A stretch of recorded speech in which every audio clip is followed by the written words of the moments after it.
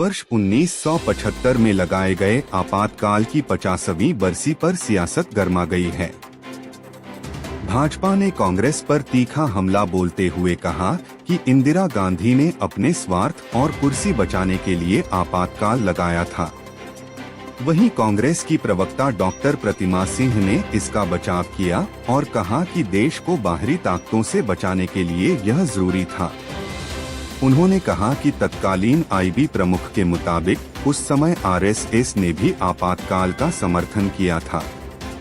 इस बयानबाजी से आपातकाल एक बार फिर सियासी बहस का मुद्दा बन गया है।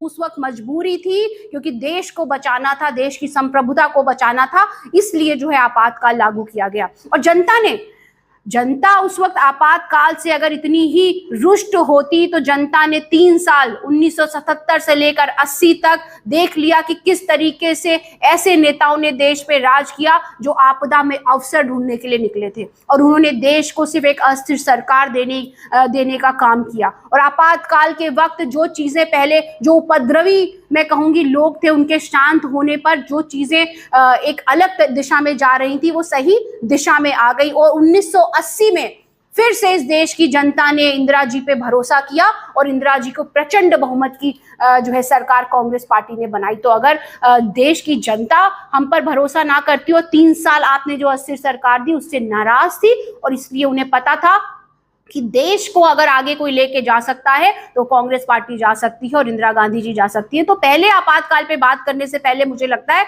भारतीय जनता पार्टी को व्हाट्सएप यूनिवर्सिटी का इतिहास नहीं, देश का असली इतिहास पढ़ने की आवश्यकता है। और कई इतिहासकार तो ये भी कहते हैं और खुद जो है आईबी जो प्रमुख रहे उस वक्त के, उन्होंने ये खुलासा किया है कि आरएसएस भी आपातकाल का समर्थन करती थी। इस बात पे भारतीय जनता पार्टी क्या कहेगी?